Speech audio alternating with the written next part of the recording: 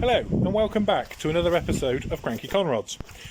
Today we are going to be looking at this 2008 Renault Master Mark II 2.5 DCI 100. I think it's the 100 horsepower model. We've been and looked at it, and the starter motor has given up the ghost, and we are going to be replacing the starter motor. So we're going to take you along for the ride, show you how and what it is that we have to do to replace the starter motor on this lovely 2008 Renault Master.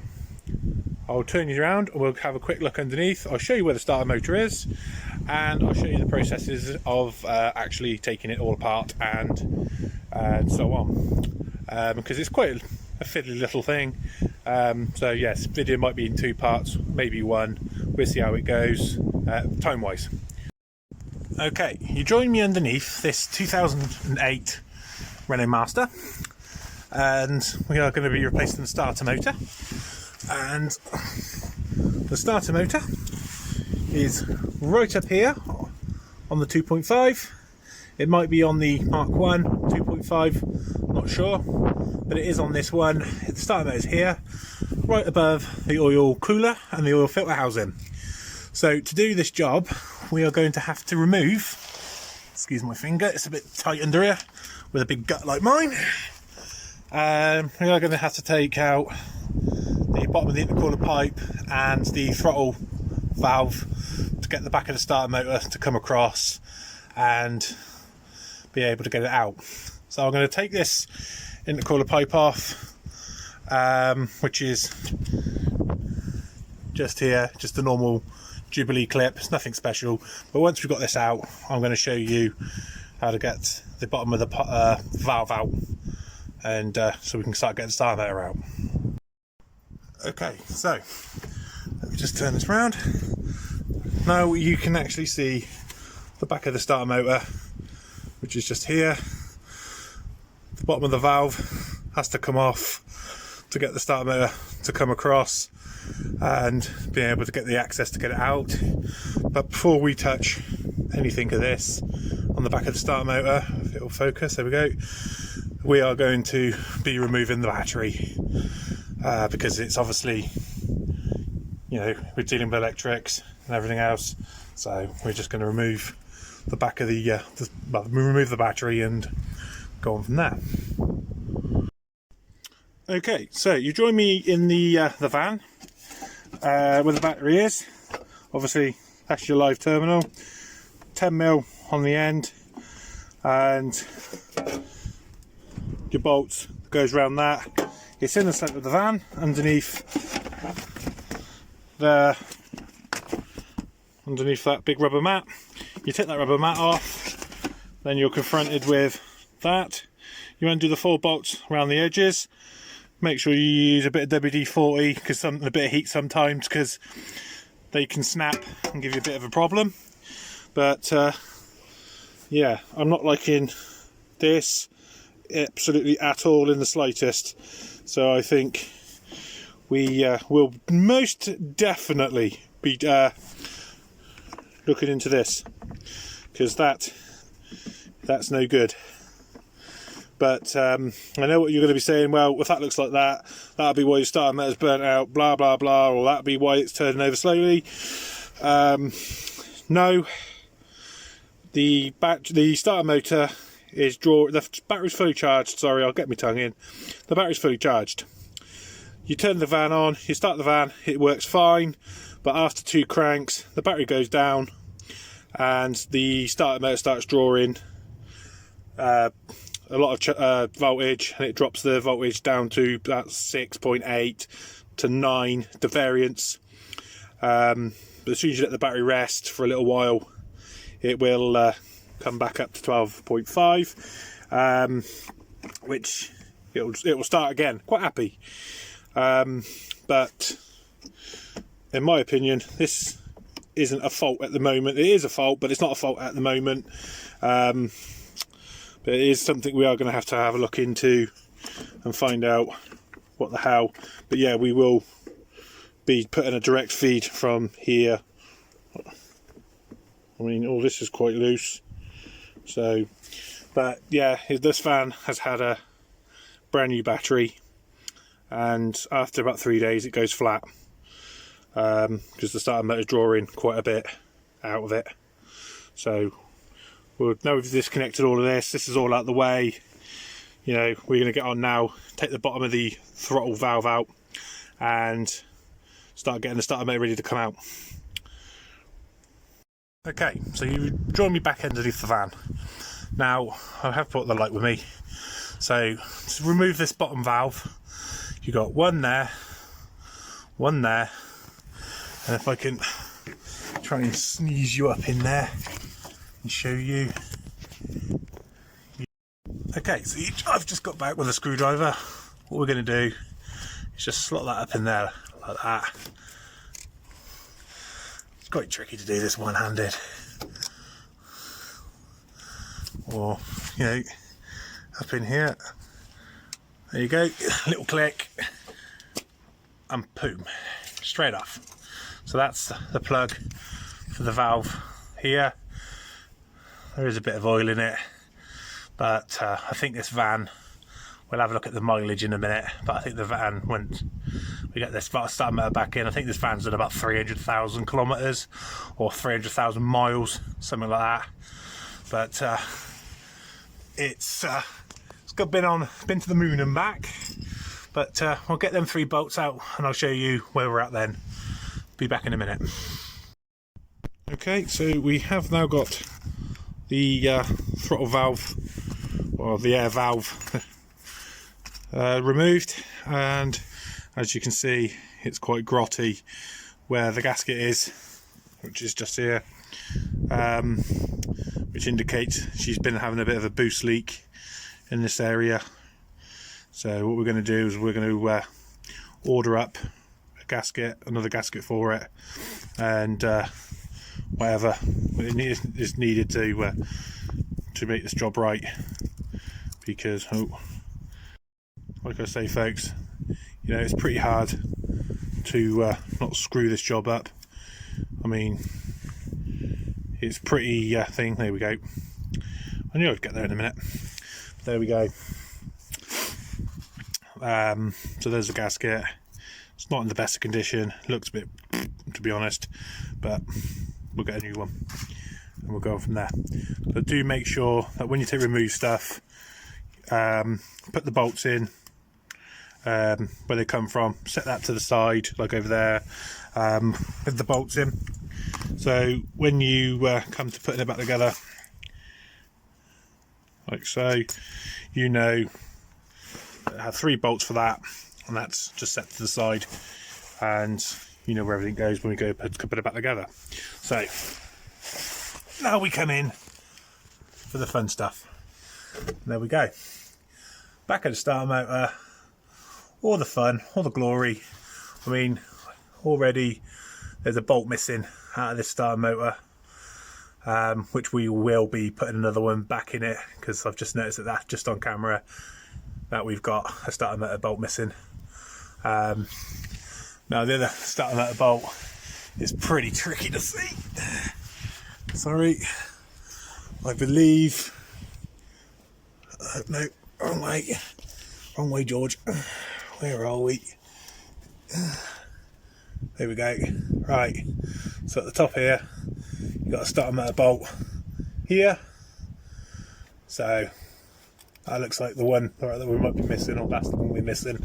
Might be a big thing, but that's the one we're missing. Got to remove that one, and seek possibly the third. We'll be back in a minute once we know what we're doing. So I apologise at this point if it's all a little bit skewy dewy, camera angles and everything. Very difficult to do this all one-handed and everything else, but basically got an earth strap right up in here. Look, there we go, if it'll focus. Right, so you've got an earth strap there. I've just taken that off to the side and sat it over. Come on, focus. So I've just sat it here, look, with the bolt in it. The bolt will fall out, so just so I can get my hand up in there and up here. So as you see up here, there's number 3 bolt. Very tricky, fiddly little place to get up into. But guys, fair ladies, whoever does the job, do be careful with the clutch line. They do snap easy. I've had loads of people come back to me that they've fitted stuff and then soon after they've lost the clutch or for whatever reasons. But yeah, as you can see, it ribbles, it wobbles. It's just a snug fit. It's not to be pressured against, so don't go, you know, bullying it, because you will snap something. So just do be prepared for that. I'm going to remove the 3rd bolt, which is just there at the back. As you can see, right here. I didn't think I'd get a decent angle of it, but there we go. This is the little fella that we're going to be removing next.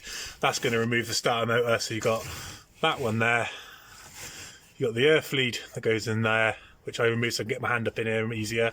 You got a one there, and then just below here you got that one there, which is the one that was missing on this van.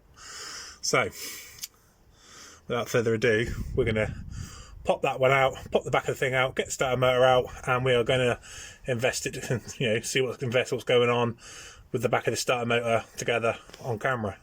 So see you back in a minute once I get this bolt removed. So you join me back, and this is kind of what I've just found with the starter motor after removing 2 bolts. And if you look up in here, the starter motor has actually started to separate from the body. Bolts are tight, everything's tight, but for some reason, as you can see, the starter motor has broke out of the housing, which is causing our, I'm going to say it's causing our slow cranking, most definitely, but it will need to be replaced regardless, so that's what we're here for. Okay, so we've got all the bolts out, and as you can see, the starter motor is loose, so we're just going to undo the 8mm, which is there, and that big 13 that's there for the power cables, trigger wire, power cable. Starter motor is going to come down here, come through, which is why we moved the valve for the air valve. So I'm just going to whip these off, and then we will soon have the starter motor on the floor, where I'll show you where the problems happened. Okay, so if you made it this far, we finally got the starter motor out. It's quite a simple little job, but yeah, it's because it's just started raining, so make this a bit quick. But yeah, we've got that rattling. There's no easy way of trying to do this, but I might have to go and incorporate a pair of hands. That's going to help us. Be back in a second. Right, so I've enlisted that big large hands of the person. I want you just to hold it, and I just want to, as you can see, look, it has separated from the body, but for no actual reason other than that bolt's come loose, look. So either that or the threads are pulled out of the body. But either way, it's knackered, it's trash, it's junk. So we're just going to put it back to the parts company as a core charge, and let them have that as their problem. So we'll join you back in a moment with the new one. Okay, so me being a bit of inquisitive, I've pulled it apart.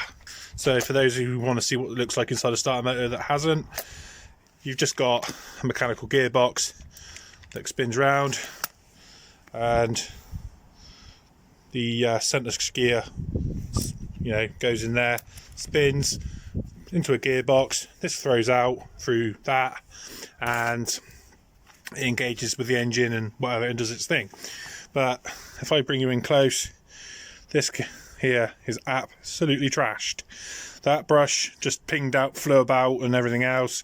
All the others have stayed in place, but as you can see, it's dirty, it's messy, and it's buggered.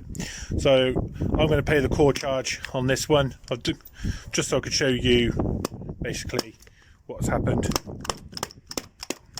with it. But as you can see, look, all the gumph is falling out of it.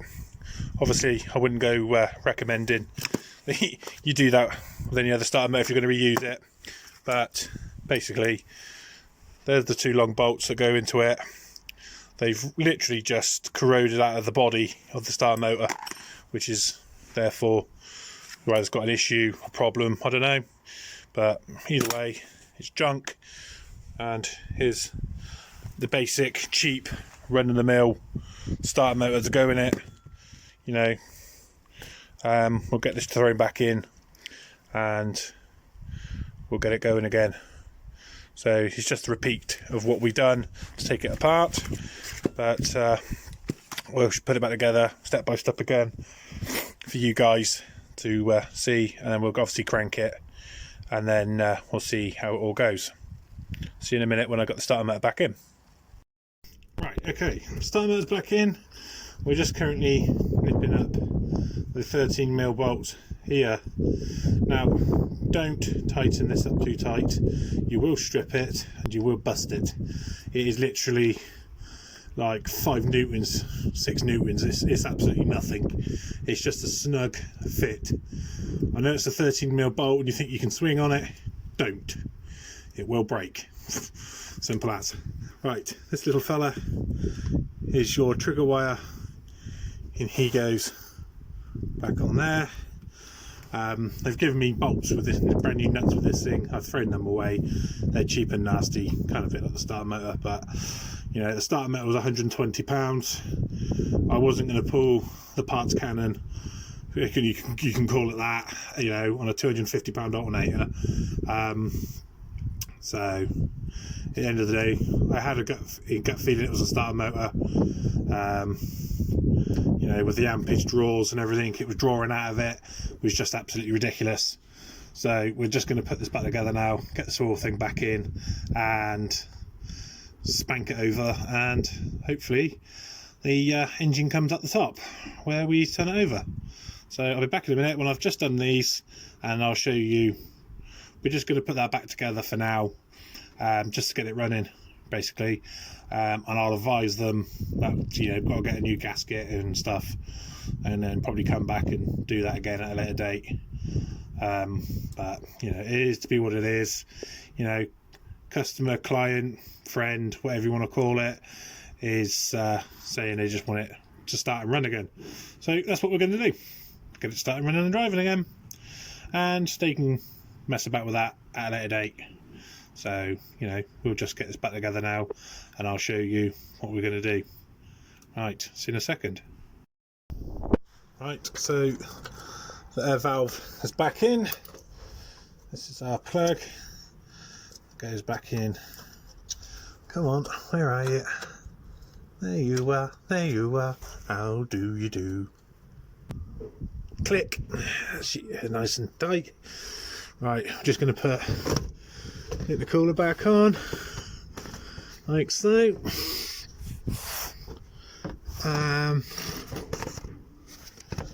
So like that.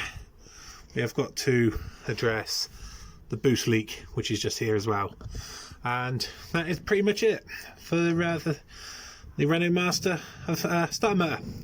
So I'll join you in a second when I start the van and give you an update on the van. But I'm just going to nip that up and show you when we start it. Okay, so we're just going to jump up in here, remove that, under the dodgy wiring, chuck that back on there. I'll show you just how many miles this one has done. It has done a fair few miles once it does its thing.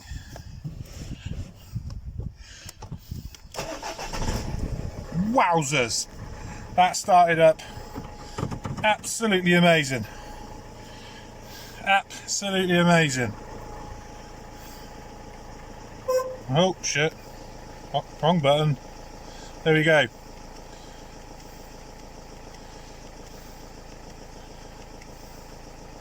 Excuse my fingers in that. 240,000 miles nearly.